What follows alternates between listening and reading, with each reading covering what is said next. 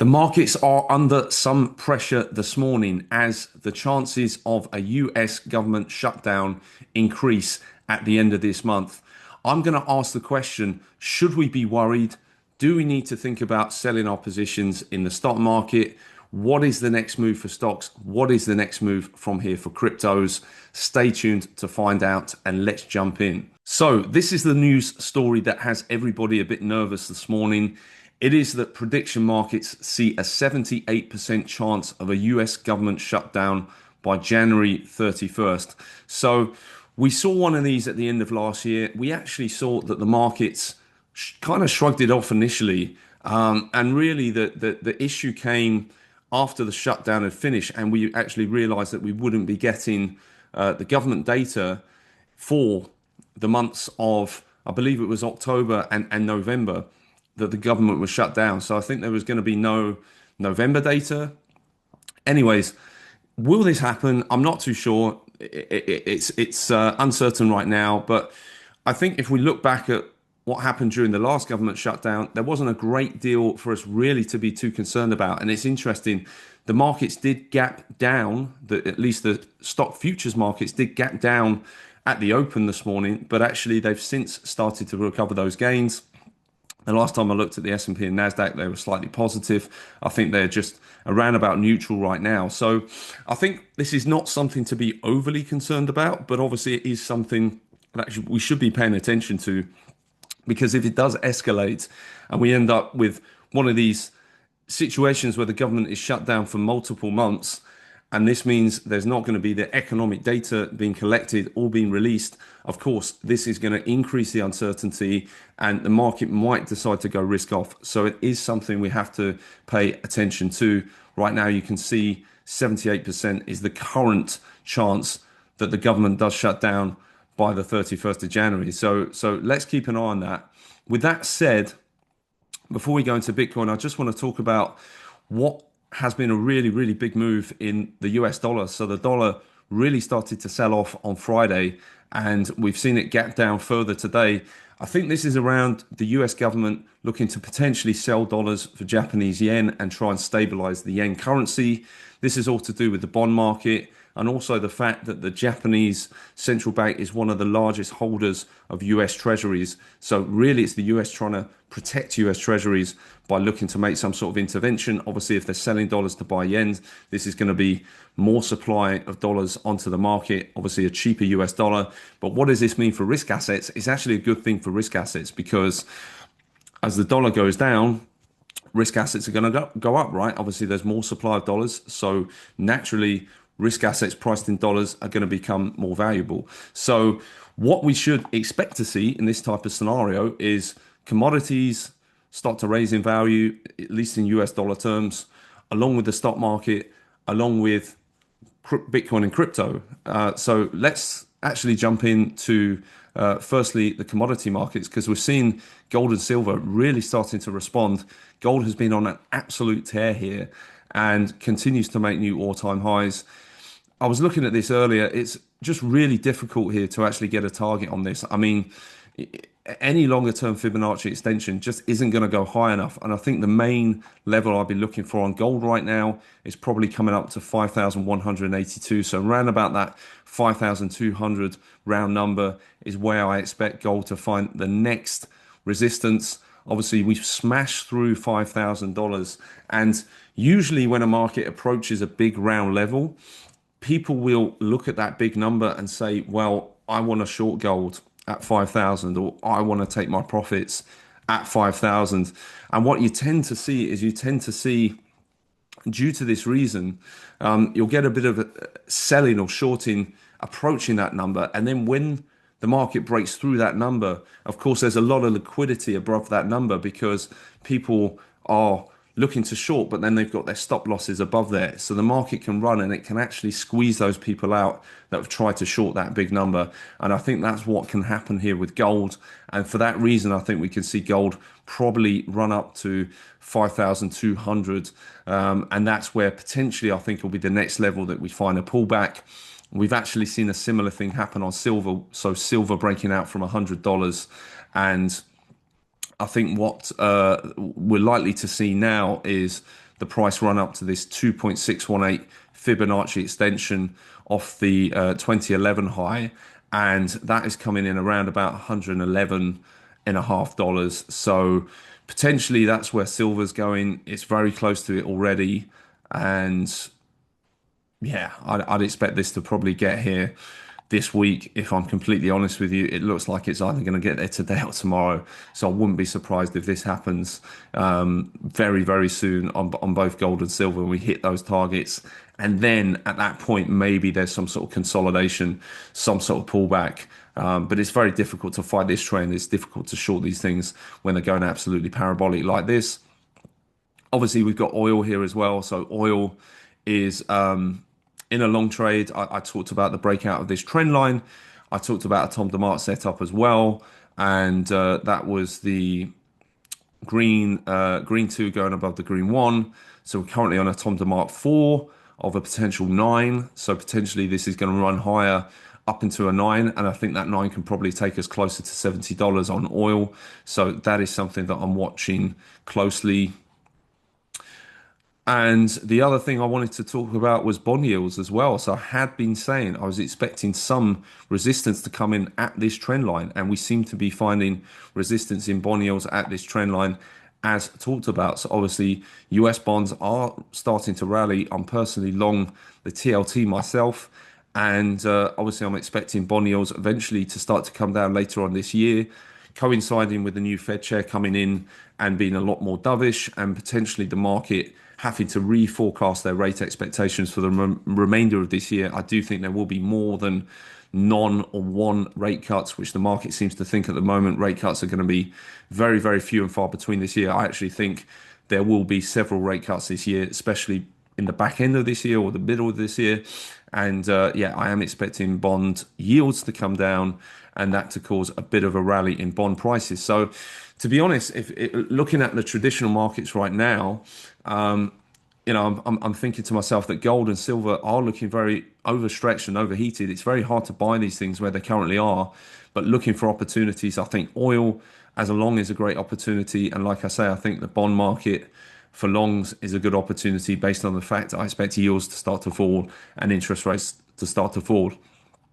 And then that leads us into the stock market. So the stock market's still consolidating. I'm still expecting a push to new all-time highs on the S&P. Obviously, we had that reversal candle last week.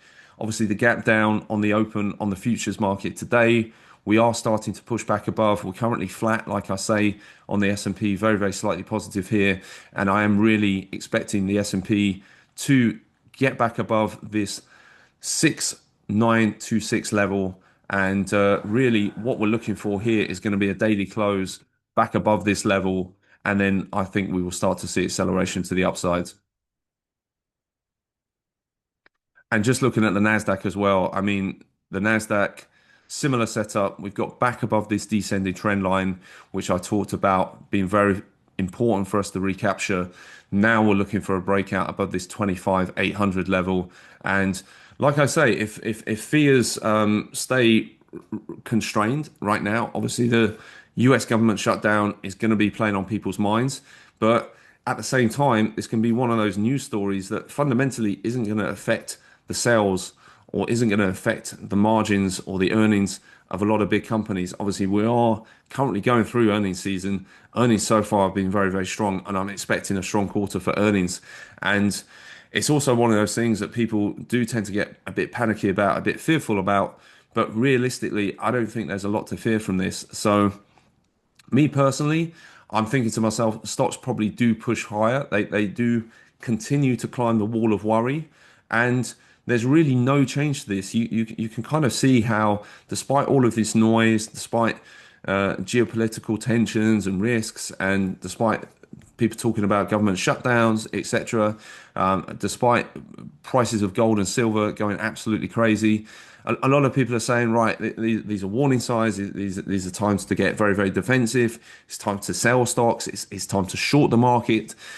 Price action is telling us something else. Price action is not necessarily saying that there is a massive crash or dump about to come in the markets. I do think the markets do push on and make new all-time highs before we see a greater pullback.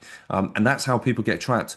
People that are calling for a larger correction in the stock market here, they're not necessarily wrong. But what they are is they're off with their timing, and timing is so important, especially when you're a trader and you're looking to trade these things. So I fully expect the Nasdaq and the S&P to still break out in Q1, and I'm gonna own that and stand by that. And obviously, if things change, I will let you know. But right now, I'm not seeing anything that is causing me to walk away from that call. So that's why the call remains valid.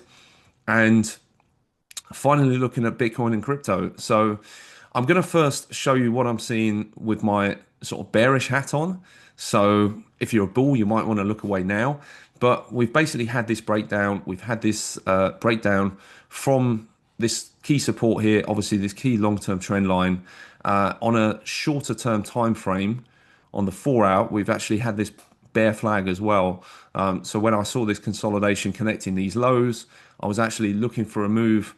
I think originally I said a little bit higher, maybe as high as 92,500, but I did say to people between 91, 92,000, I was expecting a rejection. And look where it came in. It came in exactly at this upper parallel channel line, which obviously confirmed this as a bear flag. And when we started to break down here, I knew we would get some follow through and continuation. Obviously, bit of a retrace now back to this area that was support. That should be flipped to resistance. And to be honest with you now, I'm expecting the market to come down probably quite hard from these prices. So you can see the path I've got on here. It's really not looking good at this point. And I think this is the path of least resistance from this point. A lot of people that have bought in this support here, they're going to start to realize they're underwater soon and going to be exiting positions. And naturally, I expect this market to cascade down probably to our 73 to 69,000 levels, and obviously coming back into that sort of major support zone, which was our highs from 2024. And if we go back, we've obviously got our highs from 2021. So I do think there will be buying interest coming into the market at that point. Like I say, this is my preferred outlook. I'd give this probably a 70 to 80% chance at the moment.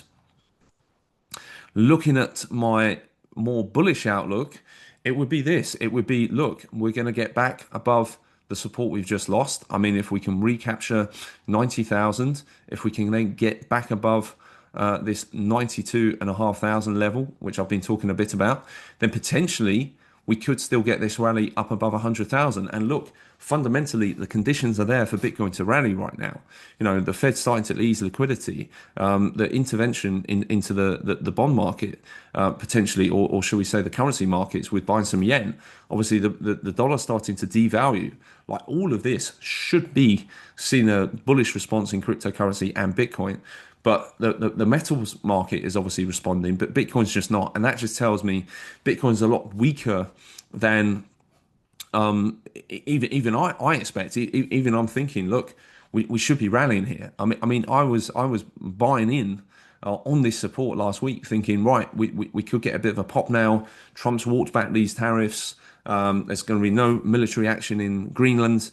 Like these are all positive signs, fundamentally positive signs. But when the market can just not respond to positive fundamental news, you know that it's actually a very, very bearish market. And it's going to take lower prices for bulls to step back into this market. I mean, if all these headlines, all this news is not going to drive bulls to actually buy things, and they're just going to be selling at the first opportunity they get. I mean, you know, last week we tried to come up. We've just been rejecting, and to be honest with you, obviously that rejection on Friday, like I say, I mean, people are starting to get bullish here, saying, right, that's it, we're about to take off, and it just got sold into. So there's just too many active sellers in the market still at the moment for me, and like I say, I only give this a 20-30% scenario. That's why personally I'm not in long trades here. That's why personally I'm going to be looking for shorts. If we come in, if we start to back test this support line here, I mean, look at this. We hadn't broken, we hadn't actually closed below this support line, not convincingly whatsoever over the last 3 months, and we've just had a breakdown. We've just had a close below, and look, I think the path of least resistance here, unfortunately, is lower. If we look at the other cryptos very quickly, Ethereum's the same. We're coming down hard, and look, I expect this to come down probably to the low 2000s over the next month or two. Do we see a larger bounce? We could do if Bitcoin does. Obviously, all eyes on Bitcoin, but the fact remains we are in a downtrend, and if this market's going to play out how I think it is, we're going to see low prices very soon on Ethereum. The same with Solana. Solana coming back. I don't like double bottoms. There's going to be lots of liquidity now under this $117 level. And look, I mean, this for me is totally off the cards, off the table. I think from here, just going down onto a 4 hour on Solana, I think we probably sort of back test maybe into around about sort of 124, 125. And then we reject and we start to come down and see lower prices. And obviously, over the next few weeks, I think we almost definitely come into the 105 level, which is going to be our 200-week MA. And if that drops, then I think Solana can go, and I'm talking about later this year, can go as low as $20 to $30. So I know that's probably not what anybody wants to hear, but that's just the reality. I'm thinking Ethereum can go sub 1,000, and look, I'm still thinking Bitcoin is going to come down to 30, 40K. But we're not going to go there straight away. It's going to take a bit of time. And of course, there will be bounces along the way. But everything I'm seeing right now is pointing to much lower prices. And I was actually talking to somebody the other day about Bitcoin and about crypto here, and I was just saying, like, if you're ever going to be bearish, if you're ever going to put a short trade on Bitcoin or Ethereum or Solana, now's the time to do it. I mean, for full disclosure, I am short this market. When Bitcoin gets down to 70,000, do I really want to short?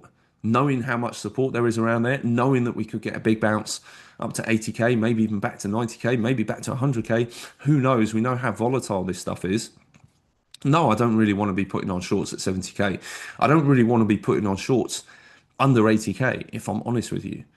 Because at that point, I don't know where the bottom in the market's going to be. Is the market going to bottom at 60,000, 50,000, 40,000? If so, that's great. But it might not. It might just go down to the low 70s, and then it might bottom out there.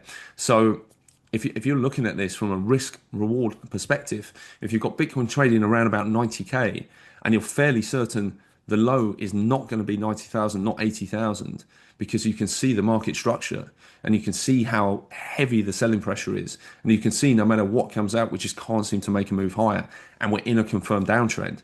Then this is really where, if you do want to short the market, this is where to get short. Obviously, none of this financial advice. I'm not telling anybody what to do. But certainly you don't want to be buying or to be long here, not for the long term, not over the next few months. If you know it's highly, highly probable that we go lower over the next few months. The best place to get my updates is going to be X, because on there I can update instantly on my X account with trades or positions or things I'm seeing, things I'm doing. But obviously, there will be another video this week. I'll be trying to do sort of 2 to 3 videos a week. So stay tuned for those if you can. If you do like the content, please do like, hit subscribe, and I will catch you all on the next one. Have a fantastic day. Talk to you all soon.